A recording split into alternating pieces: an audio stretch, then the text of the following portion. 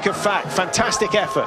That's great skiing, and I love the way that Lars Berger, he paced it so comfortably by his own high standards for the first 3.3 kilometers, and then you just sensed he picked it up and up as the race went on.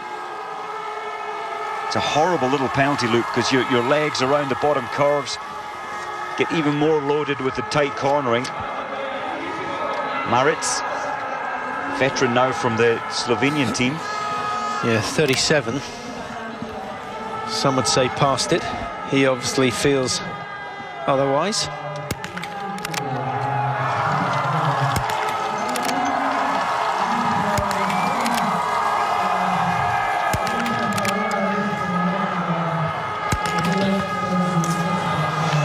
Well, he's missed 2 in both of the sprints so far this year, and today he throws 3 wide. To be fair to him, the wind picking up throughout his shoot. You can see the flags there, and giving him very little chance of hitting all the targets. But you can see from that only 3 of the top 10 have managed to shoot the perfect score, and they at the moment are the only 3 to have gone 10 out of 10.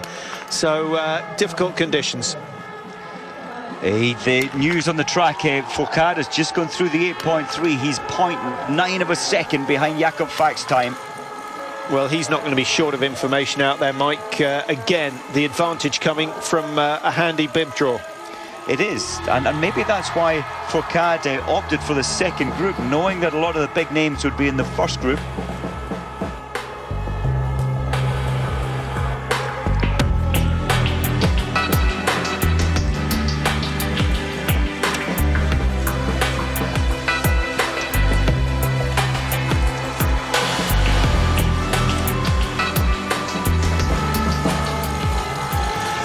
Well, I think one Jakob Fak has just guaranteed big crowds for Saturday, because whatever happens, he's going to be starting within a couple of seconds of the leader in the men's pursuit event, having shot so well here today. He's got the current leading time, but Martin Fourcade is on the charge.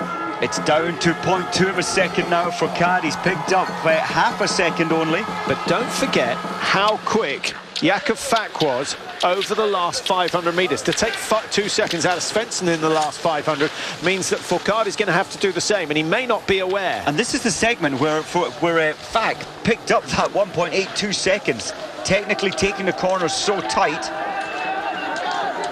He's looking tired. He is looking tired, but he's immensely strong. 24:41.7 is the time that he's after. Good little burst from Martin Fourcade up over the last serious uphill, and now it's freewheeling all the way into the finish. He's got the slipstream of I think that might be Lau Bailey just in front of him. That could be worth half a second. 10 seconds to go, and it looks as though Jakob Fak is going to be safe. 4, 3, 2, time has run out, and once again Martin Fourcade has been found wanting in the closing stages. The news for the locals gets better and better as the day goes on. He's into 3rd, and even Svensson survived in 2nd place. What happened there to Fourcade? He's normally so powerful, and especially in the last 2 kilometers. Well, I think that the picture says it all. He's one tired guy after the 2 cross-country races early in the season. But think of last year, Mike. This time last year, he was brilliant in Östersund, untouchable in Östersund. By the time we finished in Hogfilsen, he was on his dip, but it was his only dip of the season, and then he came up for the New Year period and was almost untouchable again. So maybe it's exactly the same cycle as we saw last year. Interesting. Yeah, I do remember he did drop off a little, but we're talking tiny margins. He's only 6 seconds of Fak's time, but by his high standard, those tiny margins are, well, he's certainly feeling the pace out there. Yeah, we've got 4 in the top 4 in 20 seconds. Christoph Suman, good finish to his race, and he will certainly be in the hunt on Saturday. We've still only got 11th over the finish, within a minute of the leading time of 24:41. This is good again from Suman. It's quite interesting. He took 3rd in the sprint race up in Östersund in Sweden. Last week, in his home training ground, he finished 61st, less than half a second off the cut-off for the pursuit race the following day. And today he's back on form. But if you have a bad shoot, Mike, it doesn't really indicate what your skiing form is, and I think, if I remember rightly, Suman missed 3 on the prone in Hogfilson. That knocks the guts out of you, and really all the incentive to push hard has gone. In a sense it has, but you still have to qualify into the pursuit where great things can happen. There's only small margins in the pursuit race, even if you're at the back of the field. When you've been around as long as him? Interesting, that little interview I heard he gave, and he was asked, how does it feel? Obviously he came 61st, what's it like? You know, you're not as young as you used to be. He said, yeah, I'm a dinosaur in this game now. He said, but as long as I'm winning, as long as I'm up there in the Austrian team, I'll remain in it. I don't think he's in any danger of losing his position in the Austrian team at the moment. Petrovic for Serbia. Wind conditions are tricky again. You can just see the wear and tear on the mat being blown around. That's as strong as it's been all day so far. It's really good skiing from Petrovic, and it's great to see a small nation in biathlon coming to, or raising their game, certainly in the skiing aspect. Now it's time to start looking at some of the bigger names starting later on, and what we're trying to do is give you an update on some good early starts. As we see Iliev cross the line, Hoff has just gone into 13th. Iliev's position is going to be good. It's very good. 25.03 on the clock at the moment. He's in the red suit. Here he is, number 49, and Iliev heading for a top 10 position because Moravec is being pushed down, and once again another nation in the top 10. The Czech Republic are there, Slovenia are there, Bulgaria are there. Do you know what, 10 years ago the Bulgarians, Iliev and Anev, they brought these 2 young guys in at 19-year-old, and they have changed the shape of Bulgarian biathlon. They took them out of the top 20s. They could only start 2. Now they can start 4 athletes, and they really are competitive. Just trying to keep half an eye on Benny Vega of Switzerland. He's started his race very well. He's wearing bib number 69, and he's right up there in the top positions. He should be in to shoot in the stand position in just about a minute's time, but we're trying to track down his first shoot performance. Here's Ustigov, one man who perhaps has slightly underperformed so far this year. He's been consistent enough. He hasn't been on the podium until today, but he could join the big 3. And now we'll find out exactly what Ustigov's got left in the tank for his last .33. Great shooting, and that was fearless shooting. I've been told the Russians, they've started well this season, but I've been told certainly after Christmas they're going to be even better and better as the season goes on. So, 18 seconds to make up for Ustigov.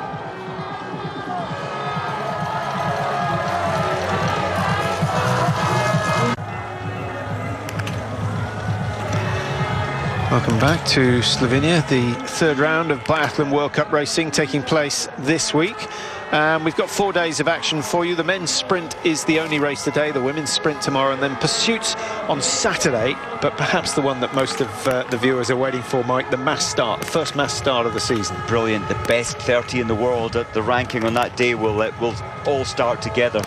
For me, it's one of the best matchups. Julian Eberhard won 3 of his IBU Cup 10 kilometers, brought into the Austrian team, and he's showing the rest of the field that his skiing's up there and today his shooting's up there. He had the 2nd fastest ski time in the sprint in Hogfilson and 4th fastest in the pursuit in Hogfilson. Now Suman, who is trying to make up ground on his last lap, he's starting to look a little bit tired. It's a cruel climb out of the stadium here in Pokljuka.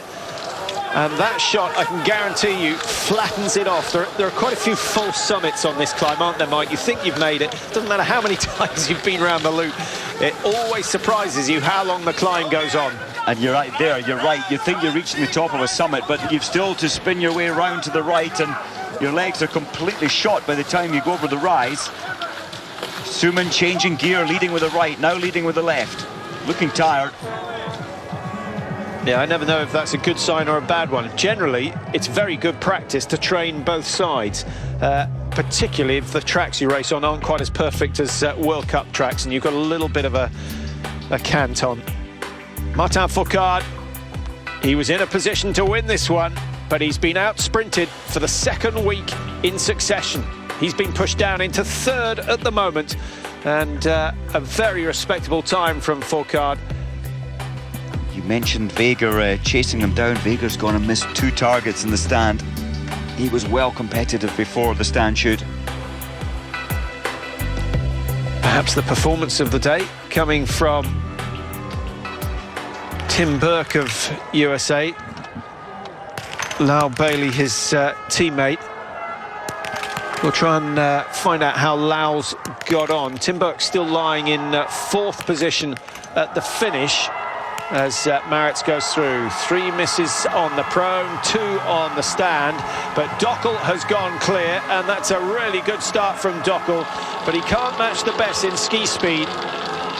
But if he gets another 5 targets, then Dockel could find himself finishing in the top 20. Certainly better than 40th, because so few have hit 10 out of 10 so far. This is a good performance from Dockel, former cross-country skier. He's now getting the feel. He can now hit the targets, but his ski speed appears to have slowed down in comparison. Suman still dancing his way as best he can. The tight corners here. And for those of you following the fortunes of the Americans, I can tell you that Lau Bailey has missed 2 in total, and that's pushed him down outside the top 25 at the moment. So he's just about 1 minute and 5 seconds behind today's leaders. Quite a lot of these pine needles on the track, which certainly slows your skis down as the resin goes onto your ski pace. Suman desperately trying, and he's hauling back some of the athletes ahead of him. Suman breaks to his right while the others head back down towards the firing point. Suman now with just 50 metres to go. 26 minutes already on the clock. He's fighting for a top 30 today, and World Cup points, 128. World Cup points are important, but his position within the Austrian team are also fairly is also essential. Very much so, and the best Austrian today, and the skiing has picked up, is Simon Eder in 8th position, and then we have to go down, I think, to Suman to find the 2nd best Austrian, so certainly up there in terms of his home nation. Well, we haven't seen much of the Swedes. Their 2 big skiers started early, Ferry and Bergman. And we've got Freddie Lindström, actually is the best of the Swedes today once again, and he's in